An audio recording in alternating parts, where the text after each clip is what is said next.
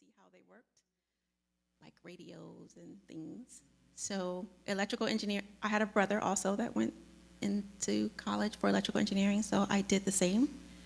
And while there, I realized that computers was becoming a big thing, and it seemed like every aspect of life, every career, computers became important. So I thought I'd try to learn about them, and I got into technology that way. Oh, I don't want to start asking questions, but you said something about computers also? Because I remember when I went to university a long time ago, and I was introduced to the computer. It was a big thing, nearly as big as a piano. And there was no mouse. We had to do everything manually. Have mercy. These days, what I see happening, I don't know. You got to tell me a little more about that. But that sounds a whole lot. Let's move on down the line. There's a lady there that looks like a doctor. I think you said you are? Dr. Alicia Oboria. Okay, and what do you do, Doc? I am a family physician. So basically, I am trained to take care of anyone from birth to death. Oh, that's for everybody. But I don't want it like birth and death. But anything between birth to death. All right, what aspect do you enjoy the most? The reason why I chose family medicine is because I could really tailor my practice to how I wanted it. A lot of people think that if you're a family physician, you just, go and see patients all day doing primary care. And I did that. I did that for about a year, but it wasn't for me. And so the great thing about family medicine is that you can choose something else. And so I actually chose to start working in workers' compensation and urgent care. And I really like that. And then the past 5 or so years, I kind of transitioned more to telemedicine, which is when you see your physician on video. Telemedicine, Doc? That mean you treat me on the telephone? Telephone too. Mm-hmm. So without Or an video. injection on the telephone? What was the question? So you don't have to give an injection on the telephone, No, right? can't do that. Telemedicine. Mm-hmm. But if you need like a vaccination or something like that, we can put in an order to the pharmacy, and you can go get it at the pharmacy. New stuff. Mm-hmm. Because doctors in my early days, you had to go to the doctor in person for them to do whatever it is. All right, thank you. We'll come back to you. The next lady we see there, smiling away, all beautifully dressed. Yes, ma'am. Hi, yes, I'm Portia. Portia. Yes. I think I know that name. And what do you do? Why in that beautiful uniform? And what does it stand for? So this is the Air Force service dress, and I am an attorney, but I'm a military attorney, so I practice law for the Air Force. Very interesting. So you couldn't be my attorney? We'll talk later. All right, okay, so we have met the ladies. Now let's talk to the gentlemen. Coming from my right again. So I grew up in the construction industry. Everybody around me in my community either did construction or farming, so I was kind of pushed in that direction. I learned electrical at a very early age, pursued electrical, got certified, worked as an electrician for probably 15 years, but decided to take another step. And the best thing that I saw was to become an engineer, not knowing what engineers do or what aspect of engineers to go in. But because I've been so exposed to electrical, I resorted to electrical engineering. So graduated with a bachelor's degree, just like Margaret, in electrical engineering, worked as an engineer for the last 8 years. Primarily what we do is we have work a lot with healthcare, where we do for me, I do a lot of electrical designs, and later on we'll get more into that. But that's pretty much a bird's eye view. Okay, thank you. Brother Bernie, tell me a little more about what you do. Thank you. So people are going back into their old days, school days. So actually, I started out studying architecture. And during that time, they said that computers were going to take over the world, as Margaret said. So I said I better learn some more about computers. And they also offered classes in AutoCAD. And that really got me interested in computers. What is that? Auto what? AutoCAD. It's when you draw using the computer. Instead of just paper and pen, scratch that. You do everything on the computer. You can make 3D models. You can look through the house, paint it, everything, all on the computer. Wow. It was amazing. That is amazing. Yeah. So, We still do those things? yes, Mercy. yes.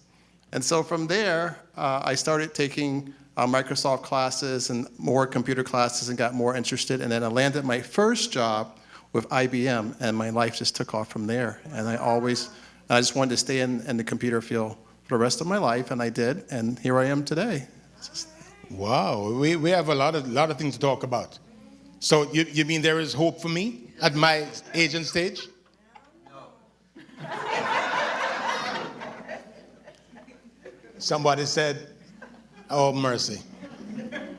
All right, the next gentleman. Before we take you in detail and you come and speak. Yes, go ahead. I'm in aviation, aeronautical engineer presently, and what we do, it's a wide scope from designing to the quality aspect of not just airplanes, but we do drone technology, we do space, and we cover aviation globally. So I would say our job touch about 2 to 3 million lives a day, because people are always on the aircraft, and every 35 seconds there's an aircraft taking off somewhere in the world that we are responsible for. That's a good person to know. All right, there's another gentleman up there. Let's hear from him. I see he has on his military uniform too. Yes, I'm automotive technician. Anything induction, combustion motor, I'm the guy to always curious about these things. This journey started from a really tender age, maybe 15, 16 years old, over the years, training from Jamaica back to the US. So I'm actually in this business for over 40 years.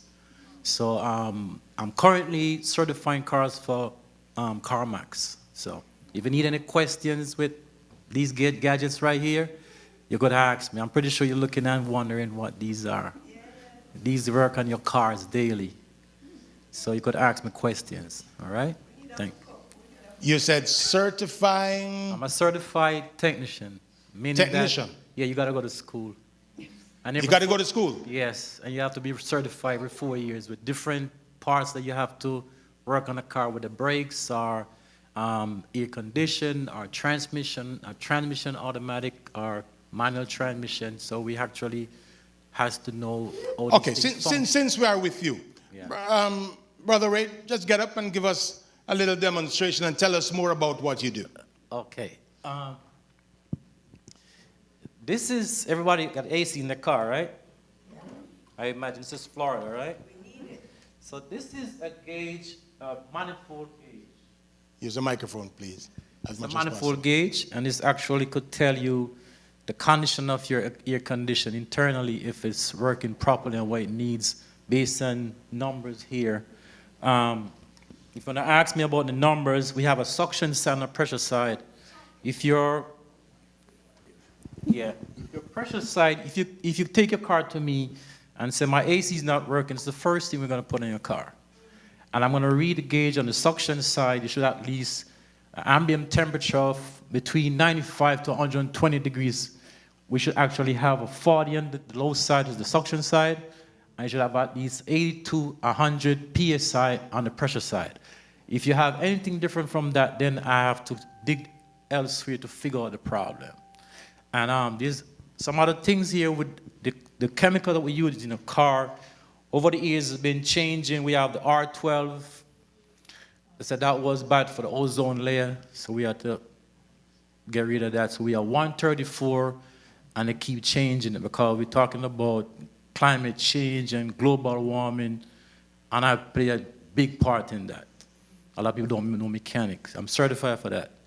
So I could see stuff and know this is not good. If your car is not running properly, I could know based on gadgets and testing.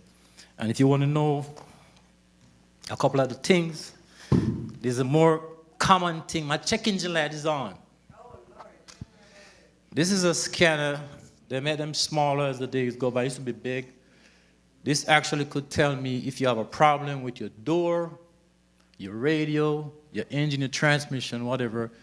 Everything has a module in newer cars.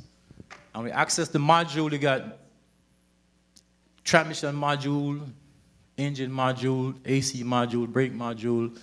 So I could know exactly what's going on with your check engine light. So I know exactly where to look. This won't fix it, but I could look and start do the testing. And this, this is like a part of diagnostic. This is a Noid light. You maybe ask me, what's that, right? Okay, this is for your fuel injection, the fuel for your car, for it to run. So if the car can't start, I would know if you have issue with your computer. Okay, we use pulse for your computer. So this will tell me if it's pulsing based on the pulse width. And you're gonna have some pulse width too, right? Pulse width is how many times it flickers within a milliseconds. And you should actually know by the gauge, all right? So this will tell you if you have issue with your fuel injection.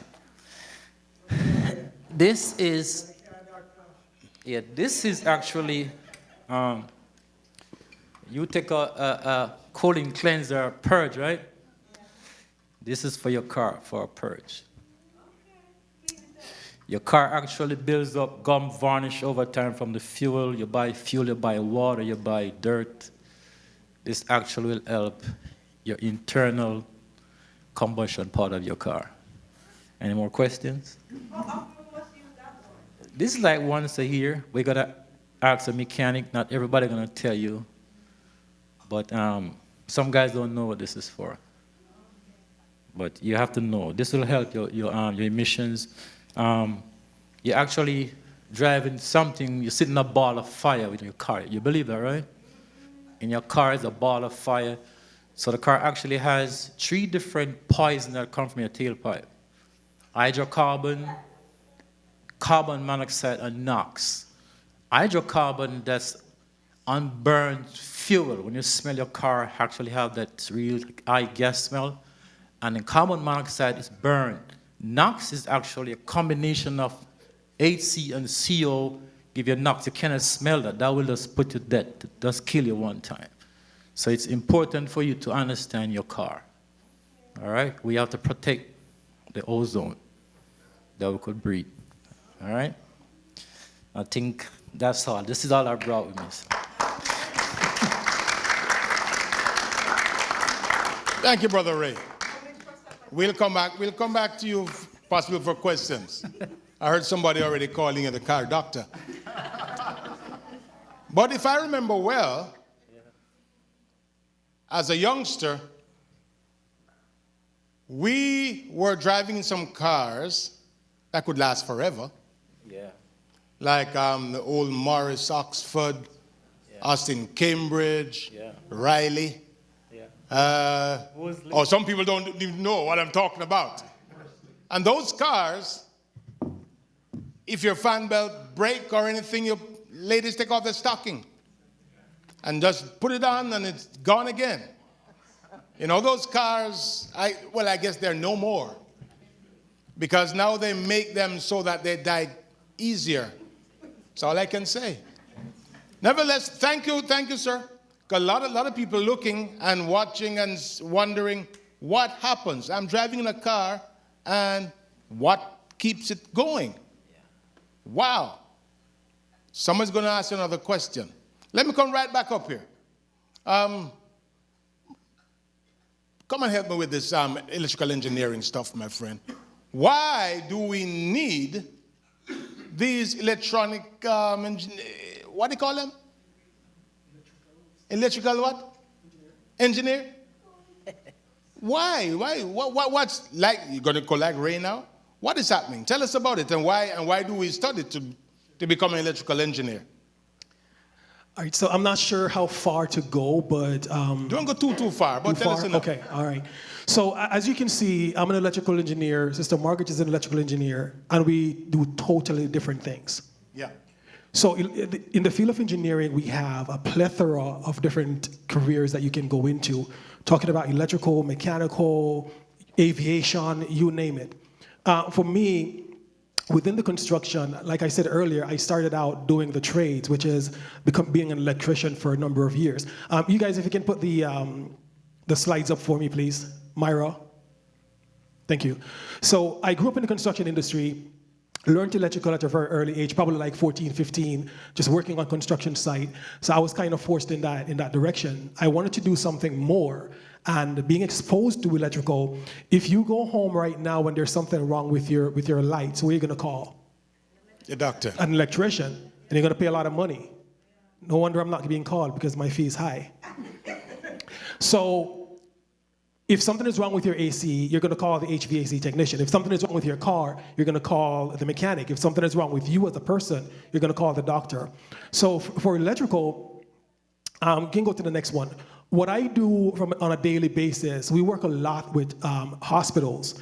HCA, Adventist Health, Baycare, Orlando Health, just to name a few.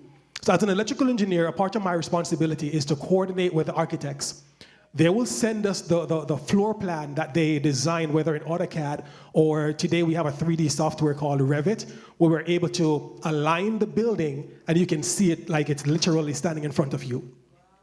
All right, so part of my responsibility is to go in, coordinate with the architect, get that background, coordinate with the mechanical engineers who takes care of the HVAC system, the AC, coordinate with the plumbing engineers who takes care of all the plumbing throughout the facility. And then if you go to the next slide, my responsibility now is just to make sure that when you look at a site plan, we have to lay out all the pole lights. You go you see a lot of pole lights in Walmart and all those places. We have to make sure that there's power going to those pole lights. And then as far as it relates to control, it has to be controlled somewhere. You don't want to go into Walmart and turn on a switch. So we have what we call timers, where at a certain time of the day, those lights come on and serve throughout the night. And once the day break, they come off. So you don't have to worry about switching on and off. It's just automatic. Right? So if you go to the next one, this is where we have a generic one-line diagram which lay out the entire electrical system, starting from the utility, where the utility enters the property and then distributes throughout the facility. Some hospitals are huge. So just imagine coordinating electrical throughout an entire hospital. Let's use Adventist down here, for example. Just imagine having an electrical engineer going through that hospital, making sure that when you turn on a switch, it works. And when you go into the patient room and you plug something in, no one dies, right? So all these things are factored in. Now that's a generic one-line diagram that just shows the outline of the electrical system. Now when the electrical contractor, electrician, when they go in and they look at this, they know exactly what to do. It's detailed, all the calculation is done to make sure that when you plug in 1,000,001 things, the breaker is not tripped, there's no fire. All it has to do with safety, because if that happens, then, needless to say, there's going to be a huge issue. Go to the next one. Oh, that's it. Okay, so yeah, that's pretty much in a nutshell what I do in my day-to-day role as an electrical engineer. And what makes it even more interesting for me is the fact that I worked as an electrician. My first 2 years after graduating from college, I was working on projects that other guys who are within the company 4 or 5 years did not get an opportunity to work on, simply because I work in the trades, right? So that really fast-tracked my career in that, like right now, taking on huge projects. Like right now we have 2 massive hospitals, Lakeland Highlands down in the Tampa area and Wiregrass that is under construction. One of them is scheduled to be completed by the end of this year. This monstrosity, you're going down, I think it's like 5, close to high 4. If you're going what's that, west? You can see it. You can see it over the side. A massive hospital under construction. I'm just grateful to be able to play a part in designing some of the electrical system for that hospital. So that's pretty much what I do in a nutshell. Awesome, awesome. But that's a lot of responsibility. So since we are educating, especially youngsters, the parents are here and they want to know, how do you become an electrician? So here in the U.S., we have trade school. We have Mid-Florida Tech. We have Orange or Orlando Tech or something of that sort. You have to go there. If you don't go to school, you can work on the construction site, but you have to work under someone who is certified to do electrical work. Electrical is not something anyone can do, and a lot of people are afraid of it because you can't see it, right? So a lot of people are scared of it. You don't want to touch it. It shocks you. It's detrimental. You can be electrocuted, all of that stuff. So with the technical school, you go there for 4 years, and upon graduation, you get a certificate that is called a journeyman certificate. You can advance beyond that to become a master electrician, where now you're responsible for the journeyman and the apprentice. An apprentice is someone who is literally just starting out. They're interested in learning the skill, so now they're working along with the journeyman or a master electrician to learn the skill. And you do that in school. They teach, they give you the education, and they open up opportunities for you to be able to work with a construction company as well, so you can learn the book and learn the practical. So the first place to start is to get that certificate, so that at the end of that certificate, you can start working and building your experience. And so in another 4 or 5 years, you can apply for the master electrician, get certified. Now you can be the master supervising the journeyman and the apprentice. Awesome, awesome, awesome, awesome. Thank you. You know, even now, if there is something to do at home, I make sure to turn off the breaker. Turn off everything before I touch anything. You know, I did a short course when I was in college, and I had to pass it, so I did. But apart from passing it, I don't want anything to do with that stuff. So, Fred, I'm gonna come on the floor. Brother Donovan. Brother Donovan, it's your turn, my friend. You said, come on up. I know your grandchildren are gonna come with you, but no problem. I like your shirt. It has on the hammer and chisel and all kind of stuff. But the thing is, I see the hands. All right, and on the back, let's turn around, Brother Donovan. Let them see what's there. Services. So we see pressure washing, landscaping, painting, mercy. What is this? Household repairs, tree cutting, removal, and mulch. I saw mulch, but it's much more. And much more. So you call yourself handyman, but that's not handyman business, man. There's a lot of stuff put together. Tell us a little about what you do, man. Well, I do painting, I do woodwork, I can do a little, I went to school for mason. I went to Mid-Florida Tech for 4 years for masonry. So I do block mason and tile. Oh man, so you can actually build a house. I can. Except I for can the electrical part. Yeah, I don't do electrical. Don't touch electrical part, all right? No. We have the professional for that part. Yes. But you're the professional for the groundwork. Yes, sir. All right. Yes, I do plumbing. You do plumbing? Yeah. Oh, man. So I tell you, and these are your little plumbers. Okay. So if I tell you quickly that Brother Donovan, he's the one who actually repaired the steeple of this church. And you would have seen that the roof of the church has a greenish color. A new look, right? Before that, the roof was black. He's the one actually who went up there like a bird, and he cleaned that. So we thank you and appreciate your work, Brother Donovan. Thank you. So later on, the people, oh, by the way, there is numbers there for him also. You know?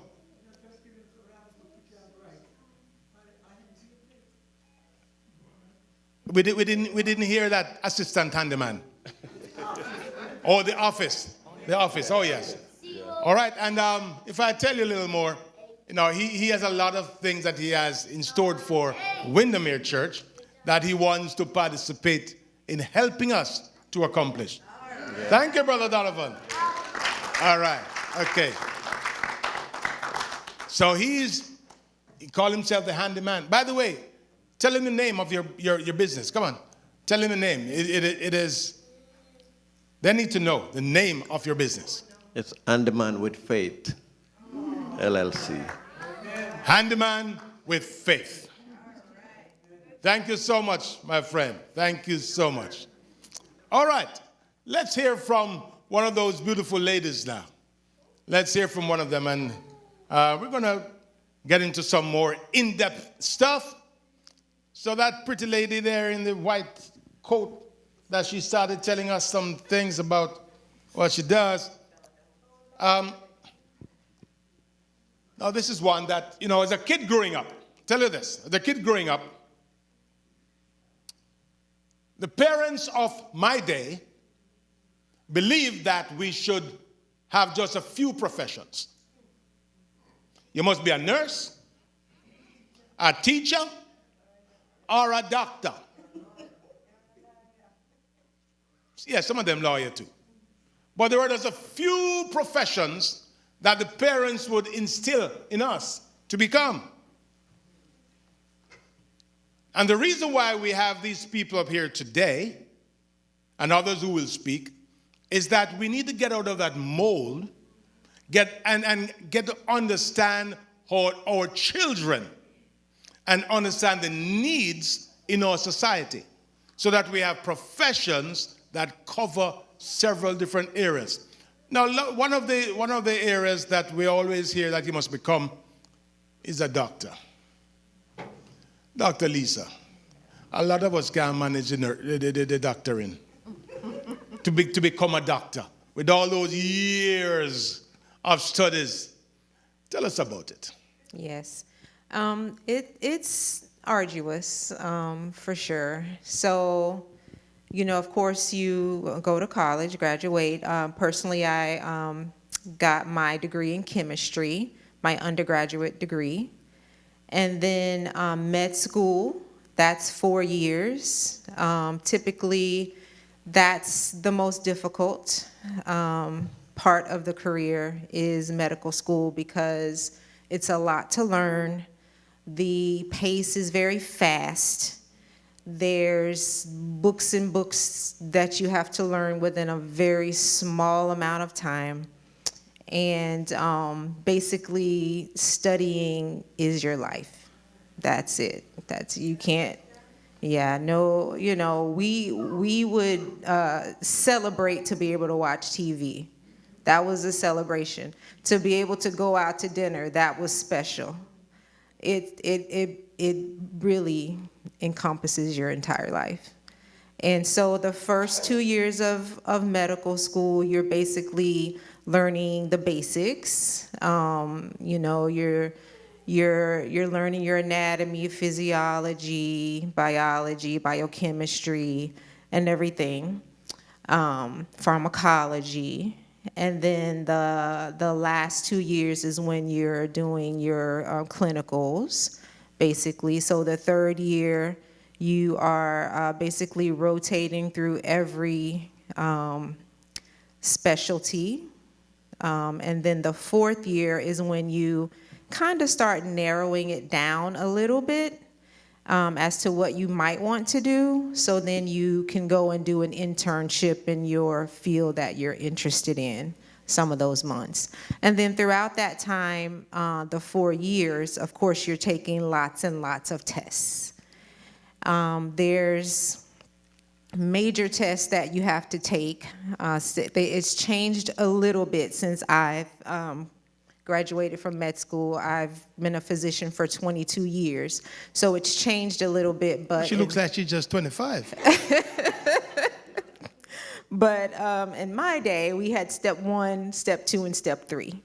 Step 1 is the hardest. That's the one that usually encompasses the first 2 years in med school. So you have to basically keep all that here and pass the test. That's the hardest test. Step 2, not as bad, but it was when I took it was a 2-day test. These tests are not short tests. Step 1 is at least 8 hours.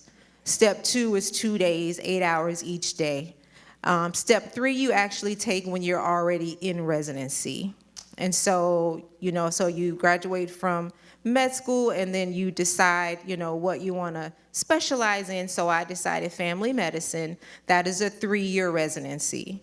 Most physicians, you have to at least have those 11 years. That's baseline.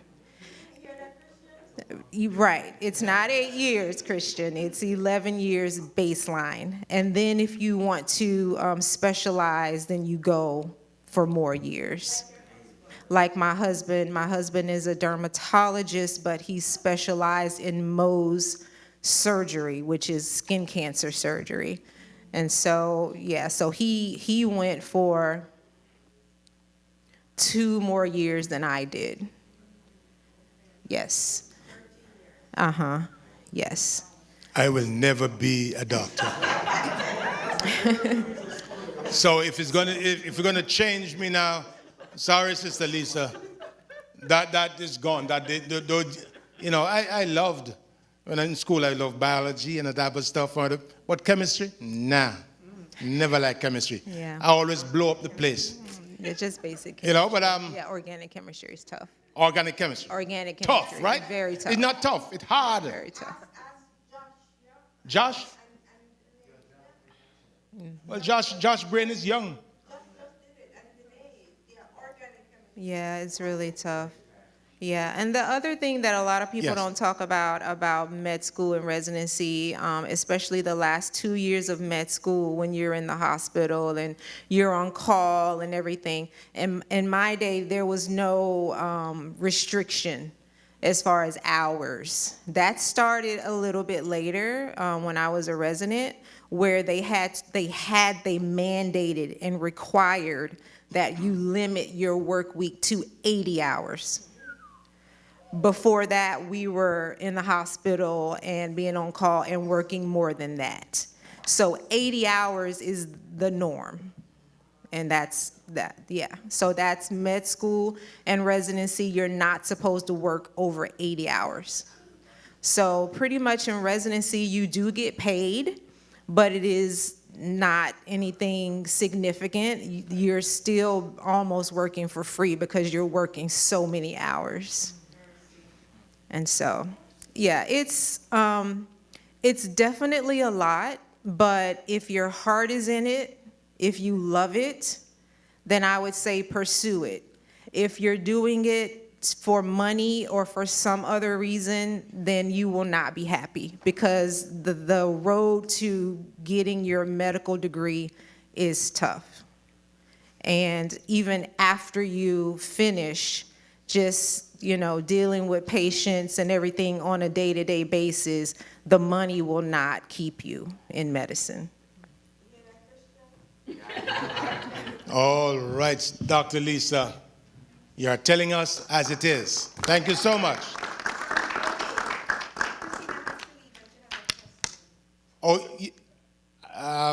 You want to leave, Sister Christine? All right. Let's take your question. To one of the panelists already spoken? All right, let's take your question, since you're not going to work tonight, right? Oh, Lord. I wouldn't tell you what she does. I won't tell you, because I saw her at the airport. I won't go any further. I won't tell you what she does. But she, I'll just tell you before you ask the question, she was one of those who I really wanted to be on the panel to discuss whatever it is, but I understand why. And I won't say what she does. Sister Christina. Okay, it's little Rachel here for the past 2 years she set her eyes on becoming an astronaut. that's all she wants to do. She wants to go to space. And I don't know where to go. She does not like to go I know who to Disney contact. anymore. Mr. She goes Musk. no, no, no, no, no, no. Not him. Anyone The but other one, what's his name? Bezos. anyone but them. Anyone? I Okay, wonder okay. her, what is, I mean, I don't know, what is the path, what is the studies, because she is fascinated with the space. With space. She just like going up and She type of wants stuff. to become an astronaut. You ask her, you want to go to Disney or Kennedy Space Center? She goes to Kennedy Space Center. So, Wow. There are two people who are going to talk a little on that aspect. How quickly are you leaving? In the next few minutes? yeah. Okay, all right. Don't leave it. Let me ask that lady in that military uniform. She's going to tell us a little about what she is. Tell us before you became a JAG. Start there. Okay. Tell us about when you started and how did you achieve all of that stuff. Okay. All right. To answer Sister Christine's question, and I think Brother Arthur probably have something to contribute to this as well. But a lot of, so you have, the military side, and then you have the non-military side about getting into space. And so I would say there are a lot of programs through the ROTC, for example, in college, where you can get those degrees. I think they're typically looking for folks who are studying like astrophysics and those like higher level degrees to go into space travel. So I think that is one path that she could consider to become an astronaut. I think there's a congressman in Arizona, Senator Kelly. He's an astronaut, but I think he got his start, and I think he's a Navy man. Yeah. So, so the branches of the military, Air Force, Space Force now, Navy, they all have various paths that you can pursue to become an astronaut if that's really what she wants to do for her profession. But I guess my story starts off by saying I enlisted in the Air Force because I needed money for college. And so as I listened to all of the folks who went to school for many, many years, the number one thing people think about is how am I going to pay for it, because college is not cheap. I started going to college about 2 years in, hit a wall, and the answer was, well, you got to enlist, because back then, and I'm talking 30 years ago, and even now, the military is one of the solutions that people have for how to pay for school. And that's what, so all of my education, I can honestly tell you that the Air Force pretty much paid for it in one way, shape, or form. So despite all of the uncertainties with politics and everything like that, the numbers are actually up. People are enlisting now because the economy is kind of uncertain. And one thing if you enlist, you're going to get your meals, you're going to get somewhere to live, you're going to get a vocation, and you're going to get opportunities. So that's what the Air Force has represented for me. Now, some people join out of pure sense of patriotism, and I think that's, I wouldn't say that that's the majority of people. I think people who join, maybe because they have a family member who served and they want to serve too, but I think the vast majority of folks join because they know that within X amount of years of service, they can get this thing called the GI Bill, which is going to give them money to go to school. And also, what I was able to do while I was serving initially was go to school while serving. So I would go to class on my lunch break. I would go to class after school. Back in the day, and I had ambitions to be a pilot that didn't go anywhere. But I tried, and then they have programs to help you learn how to fly. So I did that for a little while too. So I actually learned how to fly a Cessna because that was one of my ambitions, and that was all possible because of the Air Force. But I started off being a supply technician. Basically, I worked in a warehouse, and somebody wanted a part for an aircraft to fix it. They would call me or put an order in, and I would make sure that they got it. Whether it's a small little bolt or a nut, or a big thing called a resistor transmitter for, we worked on the B-52 aircraft. big 200, 300-pound equipment. I was responsible for getting that on the truck and driving it out to the flight line to the aircraft mechanic could put that on a plane. But to kind of summarize my experience in the Air Force, it's been about opportunity. So I got out many times, as I would say. I have gotten out of the Air Force and gotten back in. It's like not a love-hate relationship, but I realized that the opportunity is there. So when I got out and did some other things, the Air Force paid for my education. I got my bachelor's degree, got my master's degree. I got a chance to commission as an officer. So I went back in. I left originally as a staff sergeant, and then about 10 years passed, and then I went back in. And I got to be a finance officer. I liked math. I started off trying to be all kinds of things. Engineer, tried that, was no good at that. Pilot, was no good at that. So I got into finance a little bit, and I did that for a few years. And the Air Force said, hey, you want to go teach school? I said, sure. So they let me be a professor for a little while. So that was really nice. And then I said, but I really want to be a lawyer. So the Air Force said, okay, well, we can let you go to law school for a few years and come back in. So I got a chance to do that. So I guess what I would say is if you're not sure, Exhibit A, if you're not sure what you want to do with your career, if your kids aren't sure what they want to do with their life professionally, the military is a good option for them. Because a lot of military so the military is a career, but you can have a job in the military that allows you to transfer those skills to the civilian world, because everybody has to get out sometime.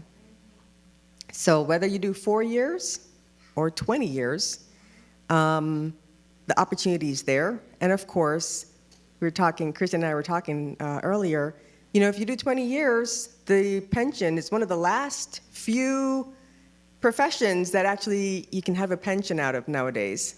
And so some people try to stick it out for 20 years, and they do get a generous pension at the end, if you can manage it, So 20 years is a long time, though. So, but yeah. Thank you, Portia.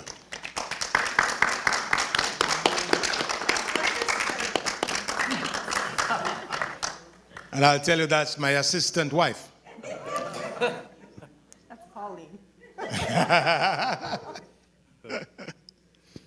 Portia, when she served all over the world, she'd encourage my wife and myself to come over and see where we are. Where should we be? That's what I meant, So some people hear me talk about one place that we visited that nobody ever thought of going there on vacation. South Korea. And we never knew that South Korea was one of the best places on earth. But unless you go there, you would never. All right, let's not talk about that. Not North Korea, South Korea. It is more advanced than America. Did I say that? Okay, but it is a fact. It is a fact. Unless you go there, you'll never know. We enjoy Germany too, but South Korea comes ahead of Germany. All right.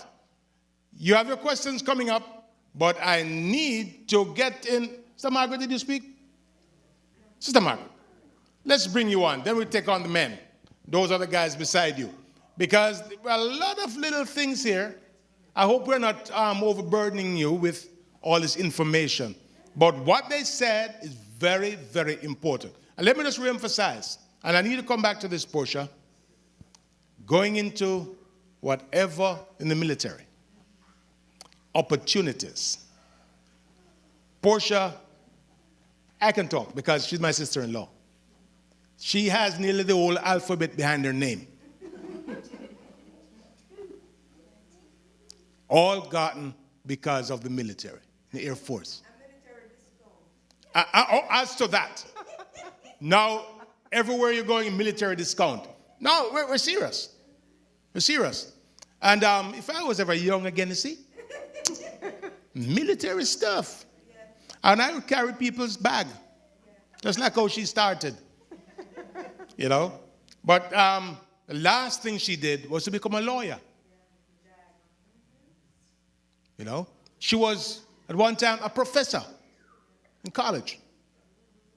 All because of being in the military. So young people and parents, what we're saying here is facts. Facts. All right, let's go to Margaret. You love the maths and all that type of stuff. Oh man, I used to do maths. By the way, when I did maths in Jamaica, we did that thing called GCE. Oh, you do like this. Okay, you don't understand. I passed maths in 4th form. That is what? 10th grade? 10th grade. And because of the teacher, when I went in the 11th grade, 5th form, I couldn't even pass fly. So it had a lot to do with the teacher. Had a lot to do with it. But I'm glad you had a good teacher. Tell us a little about your profession, Margaret.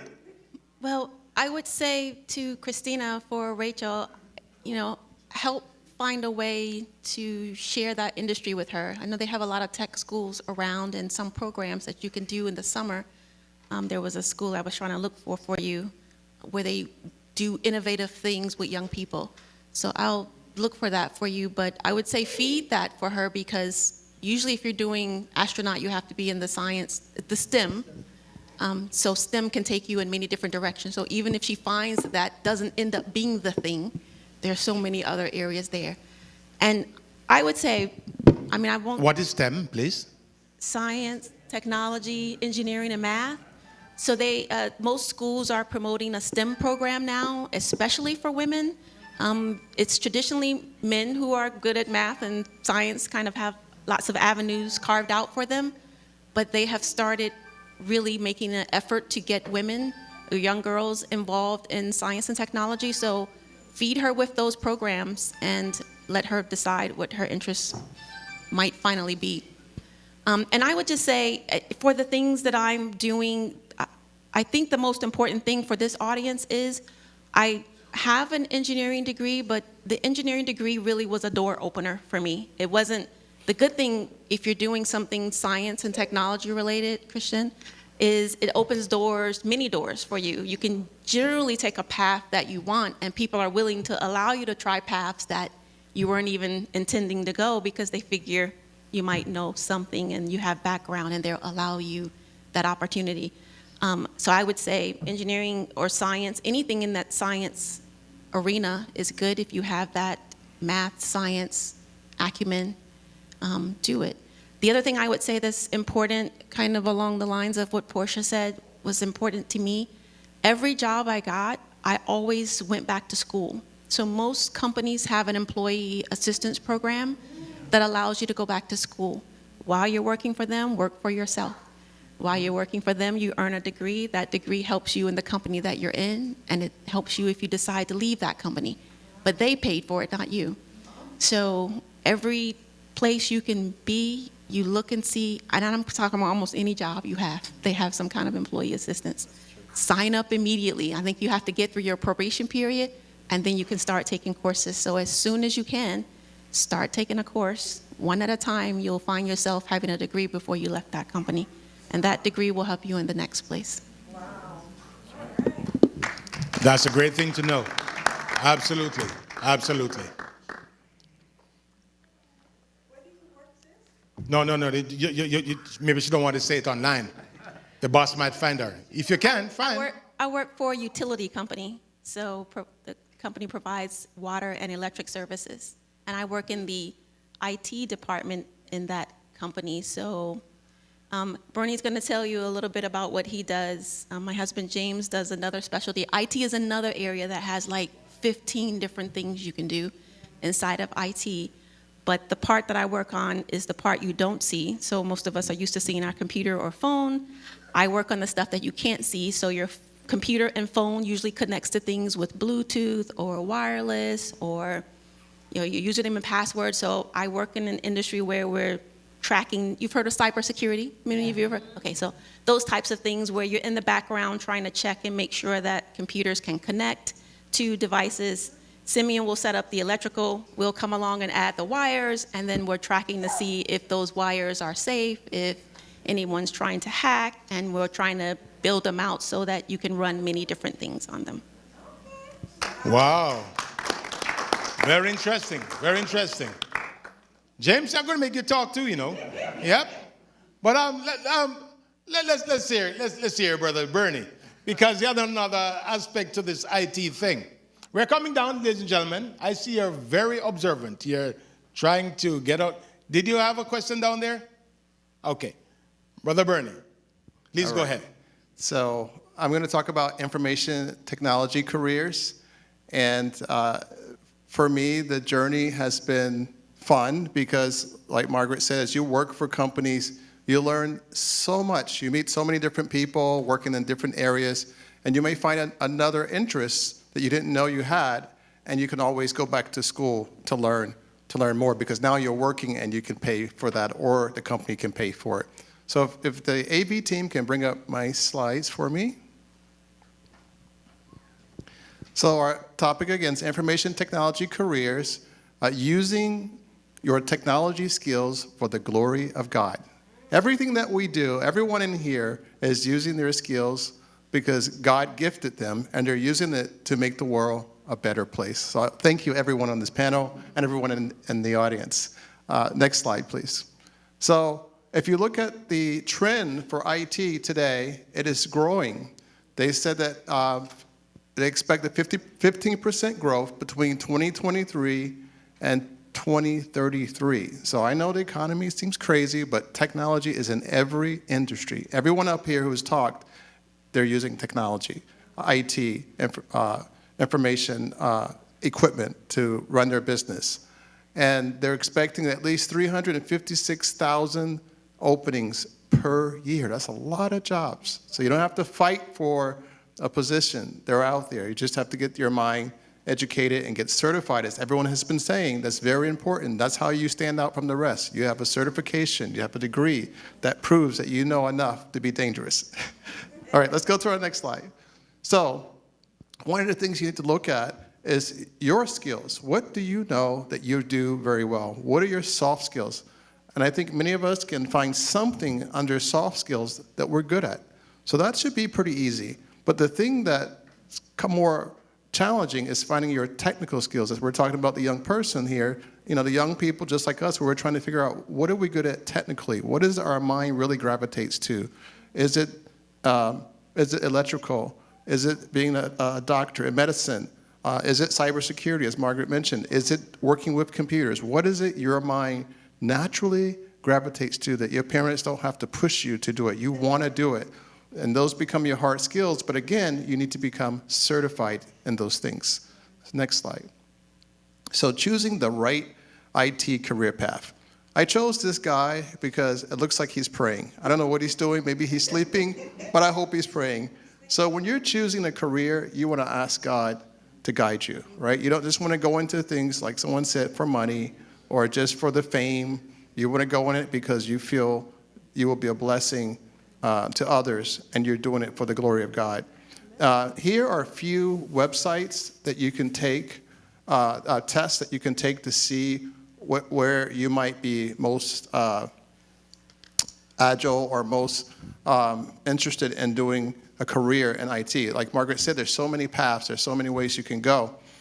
But if you want to know more about where your interests are, you can go to these websites, and the AV team was willing to email this to you if you request it. Next slide. So one of the things you're going to need to do once you're finished school is build a resume, right? And so with a resume, you can actually write your resume, copy your resume, and paste it into what? ChatGPT. Who knows what ChatGPT is? Raise your hand. All right, everyone knows. And what about Copilot? Anybody use Copilot before? Okay, all right, young people know. Okay, so now, if for us older people, if you have not written a resume in a long time and you're getting back in the industry and you're like, oh my goodness, I don't know what to do, you can actually go into ChatGPT or Copilot and just type the name of your industry, I don't know, electrical engineering position, write me a resume. And the computer will literally write your resume. Isn't that amazing? Brother, you don't have to think. It will write everything for you based on the job description. So please use it. And there's other ones out there too. Next slide. So networking strategies. People say, how do I connect with the right people? How do I learn from others? So you can go to meetups, conferences. When you're at meeting with other people, you can ask them, do they have intern jobs for the young people, just like for the young lady who's interested in being an astronaut. Do they have intern jobs at NASA or a company that deals with space products? Job fairs. Next and then slide. Most colleges have a career center as well. Also, you can connect with IT recruiters, professionals in the desired field. So everyone up here, we're already in the field working. So if you're interested in the field that we're working in, you just come to us and we'll be more than happy to share with you what we know and how you can move into that direction. And then in your current company, it's interesting. We had a young man who was working in the HR department, and he kept telling me, Bernie, I want to learn IT. So I would bring him to my desk and just let him click on a few things or show. And then eventually, he got an internship in the IT department, and then a year after that, we actually hired him into the IT department. So his dream came true. It was amazing. I'm so proud of him. So guys, just because you're young, do your best. When you're working for a company, be sharp, be on time, and be excellent in what you do, and they will advance you. They really will. Okay, where am I pointing? Oh, that's moving up there. Okay, sorry. Am I on the right slide? I think I am trying to make this thing go forward, but it's not going. Oh, did you advance it for me? I think we went too far. Go back one, please. One more. Okay, now go forward. Sorry. All right, so the best job search platform. So if you're looking for a job right now, you can go to LinkedIn, Indeed, Glassdoor, GitHub Jobs, or a job agency. And of course, there's others that you can look at as well. Some people post jobs on Craigslist. I don't really go there, but I think I would stick with the main ones. But one of the things you want to do is once you post your job on a website, if you want to work at the hospital, you go to the Advent Health website, right? If you want to work at Orlando Health, you're going to go to their website. But once you post your resume, you want to make sure you turn on alerts. So when something happens with your resume, if they're looking at it or they want to contact you, you'll get an alert on your phone versus checking your emails on your computer. So use these websites. Next slide. All right, so again, once they call you in for an interview, you want to do your best. Like Margaret said, you want to be excellent. And one of the questions they're going to ask you is, tell me about yourself. And you don't want to be fumbling through that question. You want to practice that question, your answer, so that you look very sharp. You want to research the company and also have questions for that company as well. Next slide. Continuous learning, as everyone here has mentioned, we want to stay up to date with our industries. Even if you have a bachelor's degree, a master's degree, guess what? You never stop learning, right? Even in the church, we never stop learning about God's goodness. So you can take courses and certifications online, Udemy, CompTIA, AWS, Google IT support. There's many others out there. And this is just IT. You can take, I'm sure, you can get recertified in the medical field and electrical field. There's so many certifications or new certifications that you can take to advance your career. And the last slide, which takes us back to God, each of you should use whatever gifts you have received to serve others. 1 Peter 4:10. May God bless you.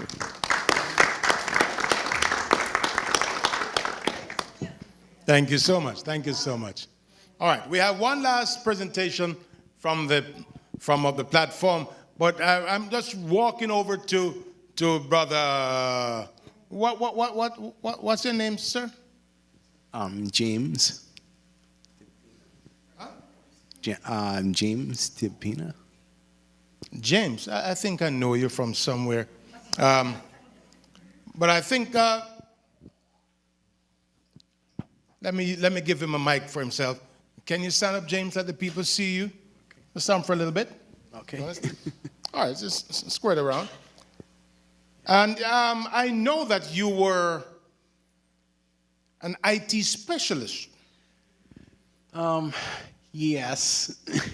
Are you still doing that now? From now, doing developing, planning,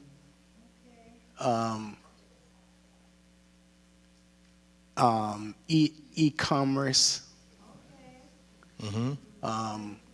It's very demanding. Yes. Yeah. For example, developing coupon codes, 6 to 7 figure revenue. Wow. It's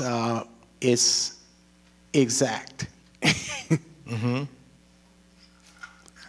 Planning, development, using Java, all the systems. It's a lot of details. Yes, yes. And I tell you something, Brother James was in his field and he was doing so well until he got sick. And this church, we know about what happened. And because of prayer, yep, and because of the belief in his dear wife, we can't overemphasize that, Margaret, around him day and night. And this church, we did all we could with Brother James. We're so happy to know that right now, he's still doing a little bit. And God is pushing him to do a little bit more at a time. Put your hands together for Brother James. Thank you, my friend. Thank you. We're so happy for you, man. Does he work remotely? Sister Diana asking you something. You want to answer? Remotely. Yeah, I'm remote 12 years. It's working all the time. Yeah. Yeah, it's Communication.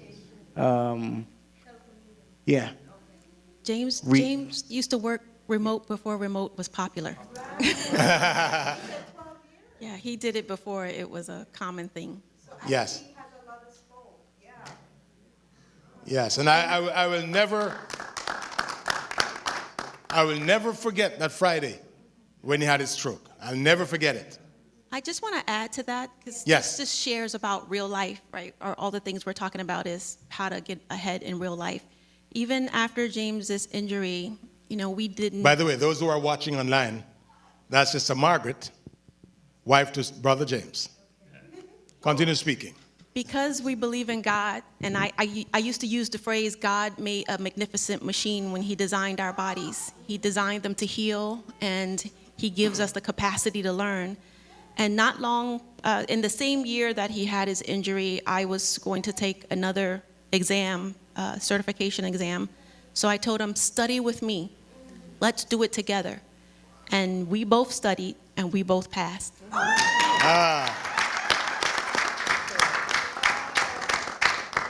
Amen. Amen. All right, we want to end at 6 o'clock, so we have 25 more minutes. And let's bring on Brother Arthur. I know he has a lot of stuff here he wants to share. All right, Brother Arthur? It's All right, your turn. Sister Christine, as you're heading out, NASA Space Camp, that's where you need to send her this summer. There's one in Texas, there's one in Oklahoma City. I can give you more information. I'll give you more information when we talk. Yeah. Yeah, there's one in Huntsville as well. All right? And I'll give you more information on that. You got it. All right. So I'm going to run through some slides here real quick. And this is for parents and students, right? So next slide, because this is not moving. Oh, okay. So when do we start? All right, so we need us, back in our time, our parents waited on us to get to high school before we could decide what we want to do. I'm going to suggest, because things are changing so rapidly, we need to start preparing at birth. Next slide. All right, so how do you prepare at birth? All right, you have to have a strategic plan. Now, in some cultures, like in India, when a child is born, the parent knows exactly what that child is going to do. And 90% of those males that are born in India, their parents want them to go to the IT school. And they go to IT college, and they must do that. They'll mortgage their house, they'll sell their cattle to ensure that their sons complete IT university. And that's why there's always an Indian in every IT department globally. Okay? They control that. So as parents, we need to start to figure out how we're going to do this. Now, one of the plans here in the U.S. is the 529 plan. Right? I recommend everyone who's having kids or has a grandchild for Christmas or for birthdays, don't buy them gifts. Give them money. Have their parents put it in a 529 plan. Right? Then, when the parents file a tax return, that tax return goes to the 529 plan, right? Let me tell you how that works. You're paying for 18 years of college to come in the future at today's price. So when you open that plan, if that plan for college in state is $70,000 for a 4-year program, that's what you lock in. And you can pay that off prior to. And it also works for siblings. So if the first person, the first child that it's signed up with under that Social Security does not use all of that funds, the next sibling can get it. All right? Now, let's delve into opportunities that are currently in demand, career choices, and how to prepare. I went and did some research locally, and I have brochures that I can run through real quick. Let me just walk down here and tell you guys what we have. Right? So your library is the first best place to start. All right? Everyone has a library card?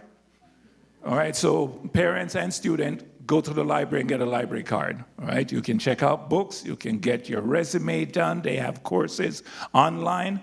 Now, at the library, here is a syllabus. And it gives all the classes that the technical colleges in Orange County offers, and there's several of them. Then they also have classes if you're not an English person, English as a second language. They have French classes. All of that is done there at the library. Then they also have a monthly computer class calendar where every month they do online courses where you register, and you can do it at home through Zoom. Now, there is other programs at the Windermere Library here, which is just up the street, that are for folks that are in Orange County or in this area that will help you. Now, if you're saving for college, for students in Florida, we have what they call Bright Future Scholarships. I am suggesting you don't rely on that right now, because of how the economy is and things are changing rapidly. But if you decide on getting a career while you're in high school, is the best time, because guess what? You can go to high school and get college credits at these technical schools at the same time. The next slide, please, forward. Next one. All right, so the next one, okay? So they have resume writing courses that are free, speaking and tutoring classes that are free, and several computer courses. The next slide. Now, dual enrollment. is what's important for kids who are in middle school to high school, right? There are several courses at the technical colleges, and I'm going to list a few at the next slide, and these courses are free while you're in high school. Next slide. Okay, AC refrigeration, as brother is he did a brick and block masonry course, right? Child care for females, electrical, fire sprinkler, industrial pipe fitters, mechanical, medical assistance, networking support, which is IT, plumbing, next slide. 3D animation, automotive, right? Building construction, and those are the hours. There's 1,050 hours, CNC specialist, which is the engineering side of manufacturing, computer-aided drawing, which is AutoCAD, CATIA, V5, that's 1,200 hours. Diesel systems technician, it's 800 hours. Next slide. Digital and audio, right? All our young folks that work with our audio-visual here, there's courses for them while they're in high school, and it's free. And let me tell you how. You sign up, and they will bus you from your regular high school to the technical school where these courses are being provided during school hours, okay? Now, it comes right down to the electronic system technician, electricity, enterprise help desk, fundamental food service. For example, all the hotels that are around us, they need what they call food and beverage managers, okay? So if you do this while you're in high school, guess what? You're straight out of high school and a hotel will hire you because you're already completed those hours and you're certified. Facial specialists, for those who want to do makeup, hair and makeup for Disney and Universal and SeaWorld, all of those folks get makeup, those characters, right? You get that while you're in high school, you're golden with a job. HVAC for homes, right?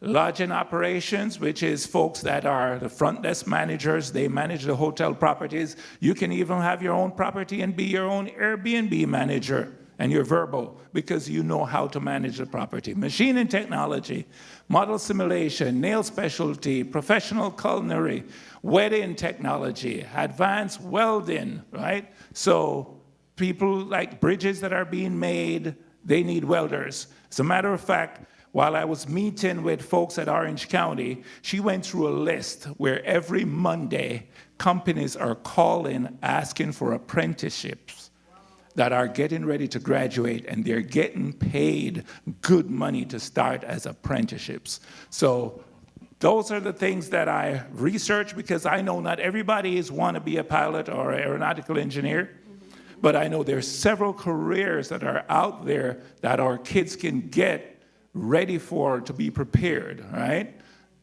What I'd like you guys to know, the sky's the limit in this country with opportunities. You just need to see them, act on them, and move towards it and be focused. Because once you get the training that you need and the skill set, you don't have to stay in the US if you don't like to. The world is wide open. It's a global world. And I've had the opportunity to live several places in the world, just like our service member. And I can tell you, the world is a beautiful place, and they will take you for what you have here, okay? And treat you well. Thank you so much.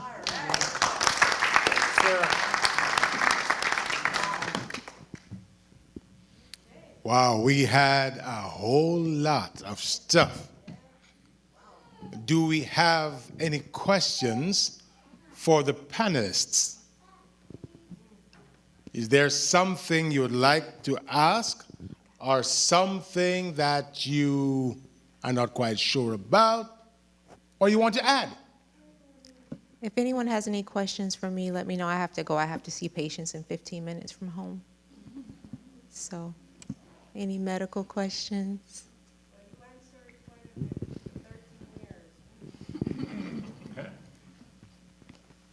So I have a medical question about. So I'm trying to get into med school myself, right? And I'm actually thinking about using the military, like you did, to get into medical school. Like I'm looking at the schools in there's a military medical school in Bethesda that I'm looking at that would allow me to, as long as I enlist, get my medical training at a reduced price. Would that be a safe route to do? That's definitely a thing. I had a classmate. She was actually, she went to school with me for undergrad and med school, and she went in the Navy, and she's a pediatrician in Montgomery, Alabama. So yeah, people definitely do the military route for med school as well. Okay. I can maybe connect you to her. So, you know, she's been in medicine 22 years like me, so Okay. she's been out for a while, but she might be able to just answer some general questions for you. Sweet.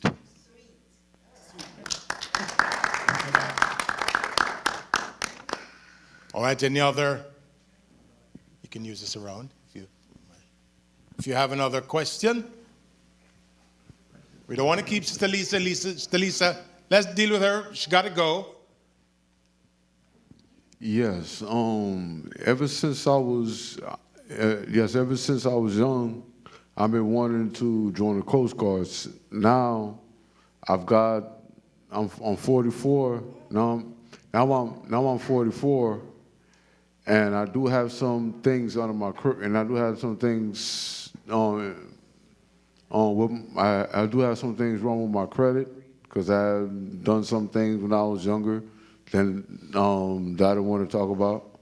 And I just want to know how can somebody who had a bad record can join like the military or the service or whatnot. All right.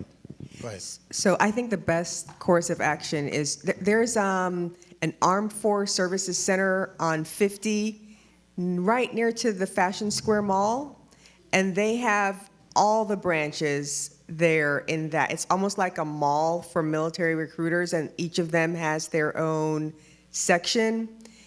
Every branch has its criteria, and it changes all the time. So one time, now I will say I think 44 is a little past the age that they would be recruiting for, but the Air Force, even the Air Force has changed. One time they had a cutoff at 27, then they moved it to 42. So the best thing to do is to go and speak with those folks that are in that facility. It's called the Armed Force Services Center, and speak with any one of them. They can, if the Army, that criteria isn't met, then they can guide you to the branch that you may qualify for. But you never, the answer is no unless you ask. So reach out and talk to somebody in that facility to find out what the most current standards are to see if you qualify for any of the branches. Okay. All right. A nurse is asking a question. Hi, so I have a question for Brother Richards, Elder Richards, and for the military personnel. So Brother Richards, the first question is for you. So when my kids were younger, we saved saving bonds, and by the time they were 18, their college tuition was already paid for. So now we have grandchildren. So I don't know whether I should put the money towards buying saving bonds, but I was looking up what you mentioned, 529. So what's the difference between getting 529 versus saving bonds? Okay, so the 529 plan is specifically for college. All right, savings bonds, they can use it for anything they want. Right, because it belongs to them. They can sell the bonds, keep the bonds, transfer the bonds.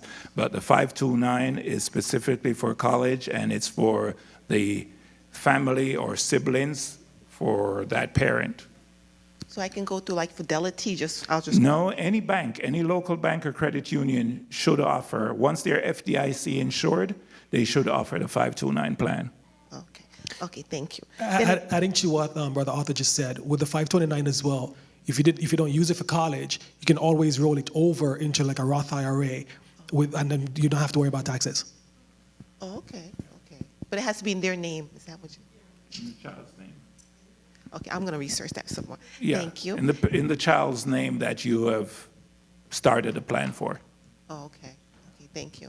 And the next question is, when I was growing up, I heard about ROTC programs, and is it just for college-based students, or do high school students can join the ROTC? So there's two different programs. The junior ROTC program is for high school, and their mission is about citizenship and character development. A lot of people think that junior ROTC is almost like a recruiting tool, and it's supposed to encourage or influence teenagers or young people into joining the military. That's really not their focus. If the student decides that they want to continue and go to college and do senior ROTC and then join the military that way, that's perfectly fine. But the mission of junior ROTC is about citizen and character development.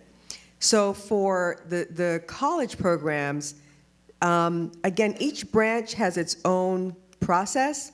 So for example, Air Force, one, you can get scholarships. You can get a 2-year or 4-year scholarship to have the Air Force pay for the tuition for the duration of that college degree.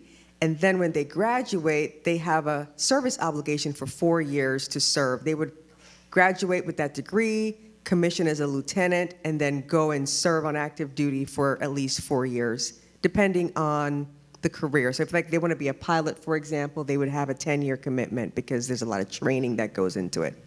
The Army is a little bit different. Historically, the Army has done the same thing where they give you a scholarship 2 years or 4 years, depending on when you, what you qualify for. The Army allows a lot of their graduates to serve in the reserves. The Air Force is 100% active duty, at least right now, but the Army will actually, they do this thing called an order of merit. So they don't, so when in the Army ROTC, you graduate with your college degree and you commission as a lieutenant, a portion of those graduates will serve on active duty in the Army and a portion will serve in the reserve. It depends on what they're selected to do. Did I answer your question? I think, yeah. All right. Okay, good. All right. I seem as if we grasped what they were saying. It was very instructional, educational. All right. I do want to say a quick thing about the military and the GI Bill. As we're talking about paying for college, for folks who join the military and they qualify for that GI Bill, they can actually transfer it to their children. So if, say, for example, you are in the military active duty and you're working towards your degree on your own time, and you get your degree and you're like, well, I have this GI Bill benefit that I don't really need because I already have my degree, you can transfer it to your kids, kind of like, and if you have multiple kids, you can split it up. So it's like 36 months. If you have 3 kids, you can give each of them 12 months, that kind of thing. So there's other options when we're talking about paying for college. Maybe not just for yourself or, you know, people who you know might want to serve. It doesn't have to be for them. It can be a benefit that they transfer to their kids or their spouses. Wow, that's educational indeed. Yes, Josh. So I have 2 questions. First question is for Brother Raymond. The diagnostic tool that you had. I don't think you're. Is it not? Okay. Just mute this so there's no feedback. Okay, so the diagnostic tool that you had, can you buy one of those? Yes, you can, but this doesn't fix your car as far as the code. I want to know, because the check engine light comes on, but it doesn't tell me anything about what's wrong with the car. But that device seems to tell you what's wrong with the car before you take it to the shop. You actually get a code. Okay. So for instance, as simple as your gas cap could be loose. Yeah. You get an emission code. You could actually, if you understand, based on the code, let me check my gas cap first before I go to the mechanic. Yeah. And you could clear it. You could actually have a misfire code. Oh. Or multiple misfire code, and then there's something totally different. Like we get P021 or whatever, you should be able to understand what's 1 and what's 2, what's 3 and what's 4, depending on your type of the motor, the cylinders. So this can actually give you a little small idea if you don't understand the depths of what you have to do. Yeah. And then you maybe could, But it's good to kind of learn over time. You figure it out. Okay. And then my second question is for Sister Margaret. You say you work with like Bluetooth, and I have a lot of Bluetooth devices at home. Sometimes they don't work as they should. Like, can you just like give me a rundown on what Bluetooth is, like what it does, so that I'm able to better have my Bluetooth devices work, like when I'm out or when I'm at home? Yeah, your best friend is Google, and you can even ask ChatGPT. But Bluetooth, wireless, all of them are technologies that are communicating to another device. So they build something that's one is listening to hear from another. So there's signals going across. They're waiting for an acknowledgement. So these are things that we don't see that are happening. They're looking for what they call a handshake, so they can establish a connection and communications can flow.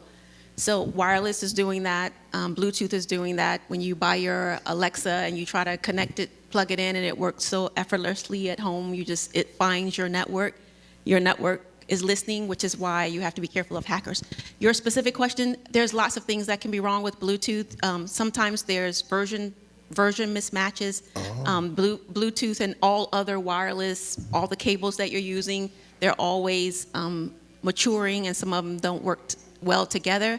There could be interference. This goes for wireless and Bluetooth alike. It could be interference. Sometimes we find this commonly with Bluetooth devices. You just need to disconnect it, remove all instances of it, and then reconnect again, and it'll start fresh. So we find commonly that at least our car is one of them, it always loses the Bluetooth connection. And if you just try to reconnect it, thinking that it's already seized your device, it doesn't work. But we have to go through the whole thing, clear it all the way out, and then reconnect, and it works just fine. So that's one of the common things that we find with Bluetooth. Otherwise, it's actually pretty seamless. Okay.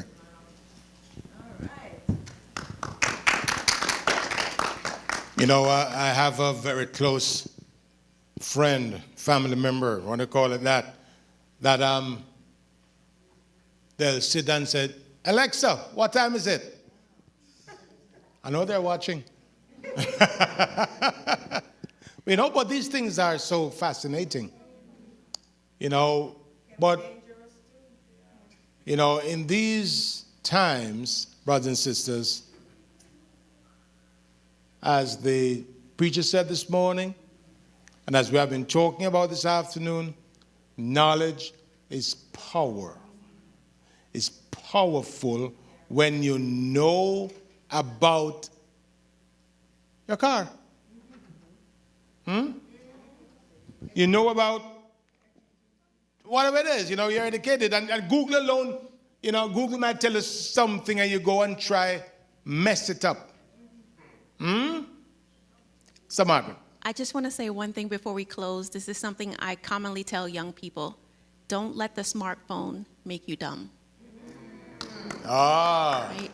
Excellent. So the phone, while you can use it to waste time for all kinds of things, there's lots of good information that will make you intelligent, smart. There's free things that you can learn about anything, from God's nature to electronics to your math course that you can't pass.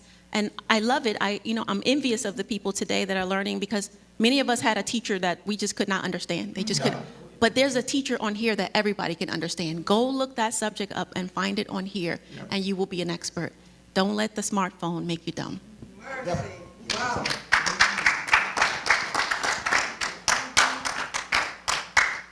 So I also want to join Sister Margaret in adding, as we wrap up, I always encourage my young friends to, as much as possible, start out with a skill. Now, I say that because I wasn't, I didn't have the luxury of having my parents paying for my college tuition. How did I go to college? I worked as an electrician and pay my way. I got a couple of scholarships along the way. I started out with the Navy. When it got up to the medical section, because I had a really bad accident in Jamaica, I had to go back down there to get the medical report. I gave up. So I worked in my skill, paid my way through college, and now I'm working full-time as an electrical engineer. So my best advice, learn a skill. Brother Arthur just went through a plethora of them. Learn a skill. Use that skill to fund whatever you want to do. Excellent. Excellent. We have one more question. Maybe let's take two more. Then we got to close. I am making a statement. It's not a question. Yes. I feel very privileged for the information I was given out today. I felt as though like I was born in the wrong era. In 1980, I graduated from college with a computer science degree. My first job was managing a computer room, 10 rooms of computers. And I went through the process and see that eventually we came down to half of a small room smaller than this. You know, one of the things that I would really like to see is that we have a wide, we have a lot of people here with a lot of experience. Mm-hmm.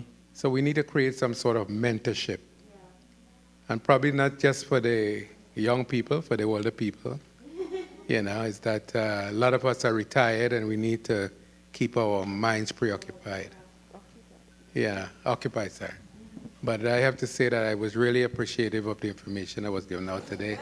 You know, I wish I had a chance to do it over again. Me too. So as you're mentoring mentorship, some of the brochures here will provide you information for the library service that you can get courses online, you can go into the library, and all of that is also free. No, I'm not talking about it from that point.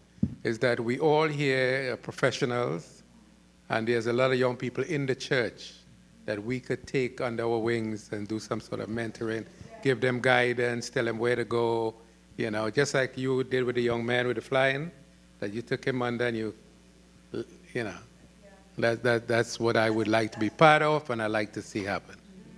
Thank you. You're so right. You're so right, brother. Mm-hmm. Absolutely right. Whatever we have and whatever we can do, we should share it. Exactly. We need to share it. We need to help each other.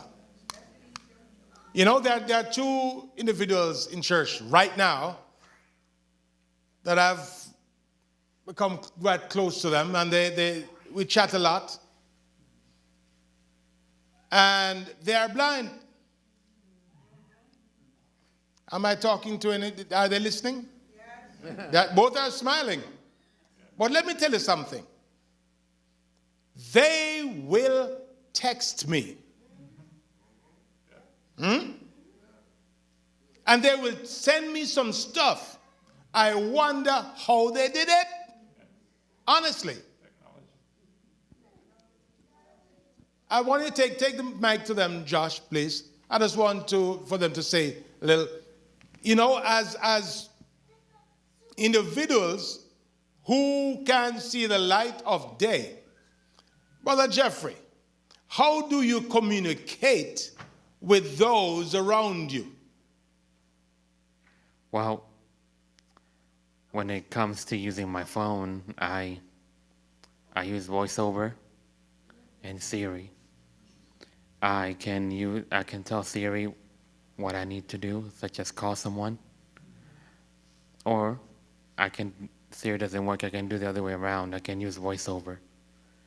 I can move on the screen with my hands and double tap the things that I want to select. And then when it comes to working, I use a computer that has a speech program that reads what's on the screen to me. And that helps me navigate and type. All right. Okay. You're saying something else? Or your wife want to continue? And my phone talks to me, so. Oh, your phone talks to you? Yeah. All right. Wifey? Yeah, I was saying he shouldn't show everybody how the phone can talk. A little bit. Yeah. You want to make it talk for us? In English? It talks in English. So it tells me the time. Lock, 6:04 p.m. Lock, YouTube, NBA, WhatsApp, YouTube. So it tells me no notifications. Oh, it has the notifications. Yes. And I can ask it what time it is, and it will say, Siri, what time is it? It's telling me that it's 6:04 p.m. All right. Okay. That's IT. That's IT. Thank you so much.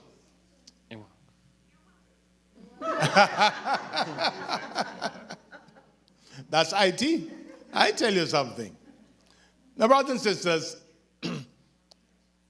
first of all, I want to thank all those panelists. Put your hands together for all of them.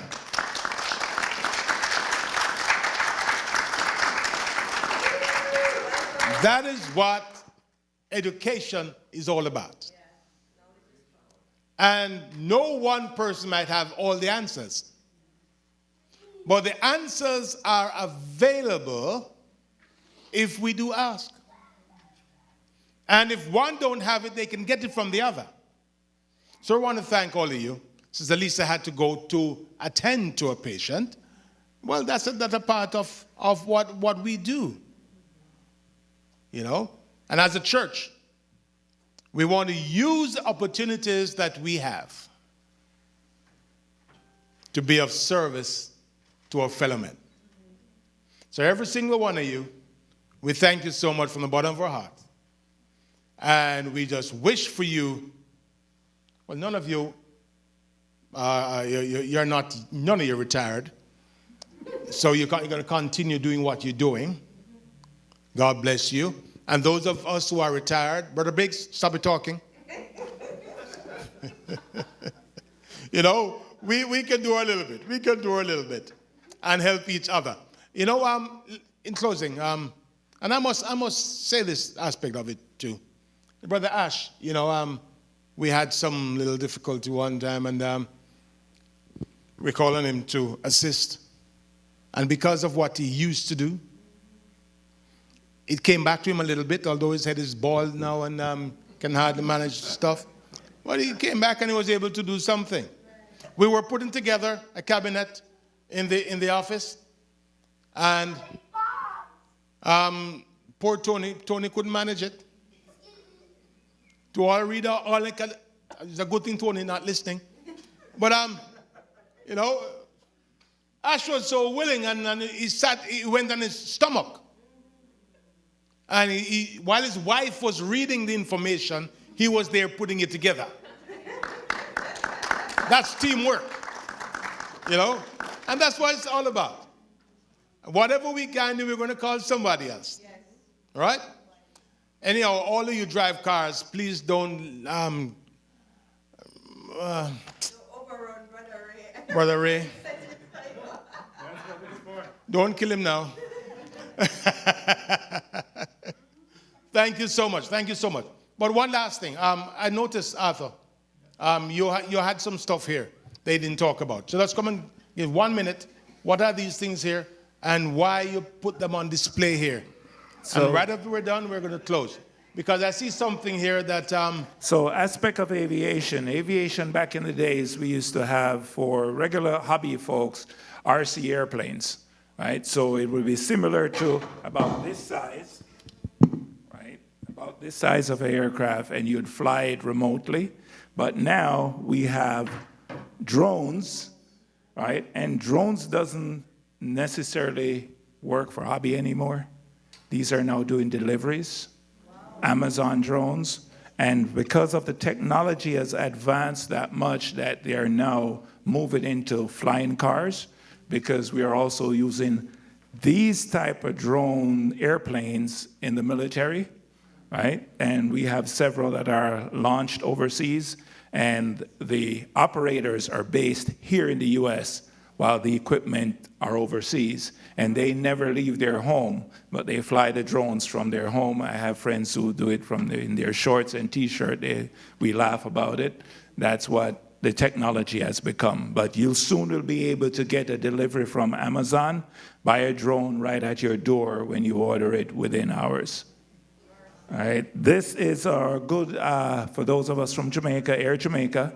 It holds a sentimental attachment to me because I was the person who designed the color scheme when we changed to this color scheme and went to Airbus in France to teach the French how to apply this particular protective coating. And of course, JetBlue is also dear to my heart. It's another company that I spent time with about 7 years. I was also in France and the US here with them.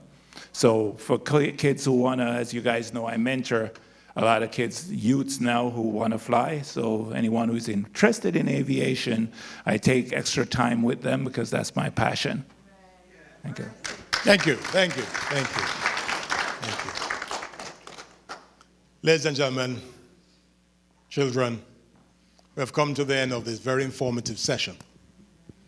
We hope you have learned a lot of stuff. And for those online, and for those who want to see the program again, you can go back and view it. We know several people will be speaking about it and calling us. That is what it's all about. Once upon a time, we had service, and it's done, and nobody remembers. Now we can go back and watch it again and again. That is what technology is all about. Thank you, ladies and gentlemen, brothers and sisters, for your apt attention, and thanks to all those who participated. We have come to the end of this lovely program.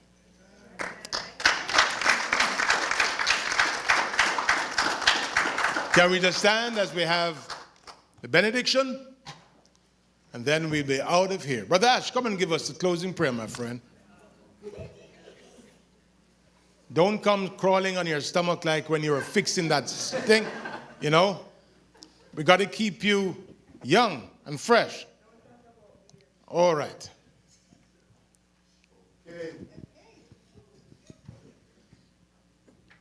Thank you, Brother Hard.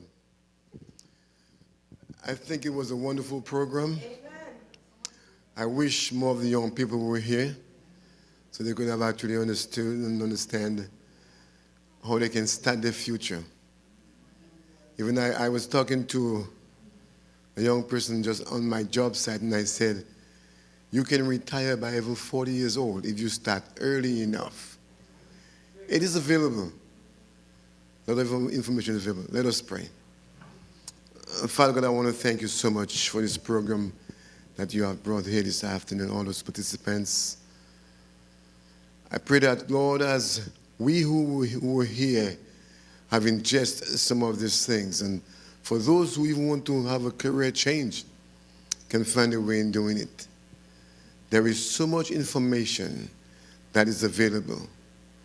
And it's because you, God, saw the hearts of men, and you saw ways that you can bless us.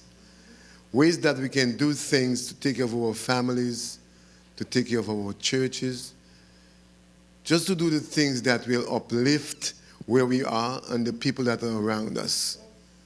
So Lord, we thank you again for the leadership here. Thank you again for Brother Audley for hosting this program that others can learn. There is a saying that you're never too old to learn and you're never too young to earn.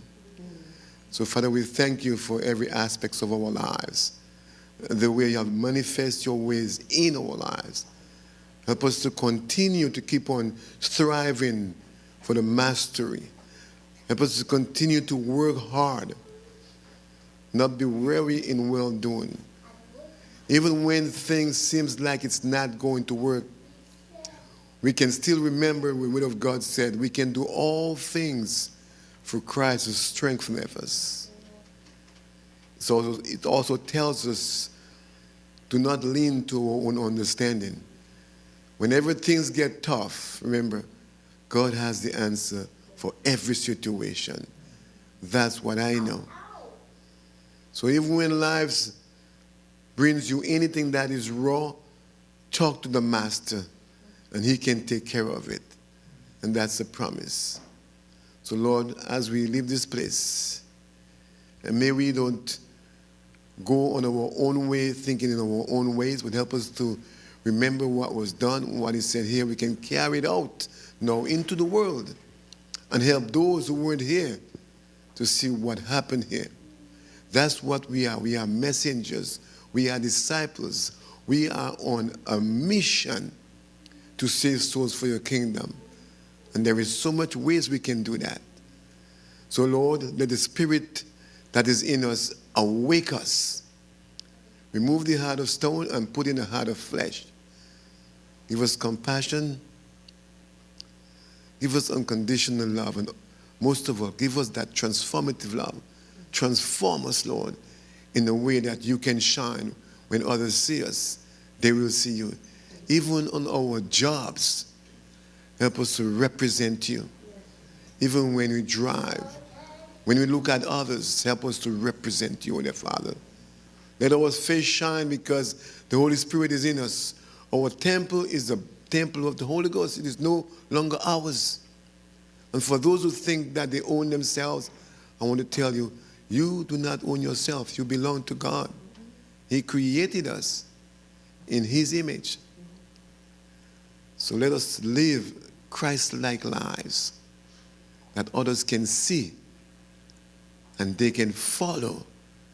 And together, when that great day comes, we can live for eternity in that kingdom. In Jesus' name we pray. Amen.